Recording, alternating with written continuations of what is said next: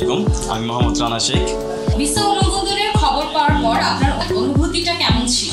আসলে ম্যাম, এক কথায় যদি অ্যান্সার দিই, খুবই স্বস্তিজনক ছিল, অসাধারণ ছিল, খুবই আনন্দদায়ক ছিল, অনেক খুশি হয়েছি আমি। আচ্ছা, ভিসা প্রক্রিয়ার সবচেয়ে অবাককর জিনিসটি আপনার কাছে কি ছিল? ভিসা প্রক্রিয়া আসলে আমি যতটা কঠিন ভাবছিলাম তার চাইতে অনেক সহজভাবে হয়েছে, অনেক স্মুথলি হয়েছে, অনেক তাড়াতাড়ি হয়েছে। ইভেন আমাদের যে সিলেক্টিভ যে স্টুডেন্টগুলো ছিল তাদের মধ্যে 2 ভাগে আমাদের যে ভিসাটা হয়েছে, প্রথম 4 জনের মধ্যে ইনশাআল্লাহ আলহামদুলিল্লাহ আমার ভিসাটা হয়েছে আর কি। এই জন্য মানে খুব সহজ ছিল আর কি। পুরো প্রক্রিয়া, আমাদের যোগাযোগ এবং গাইডেন্স আপনার কেমন লেগেছে? পুরো প্রক্রিয়া, গার্ডিয়ান্স, সব কিছু স্মুথলি ছিল। আসলে অনেক সাপোর্ট করেছেন আপনারা।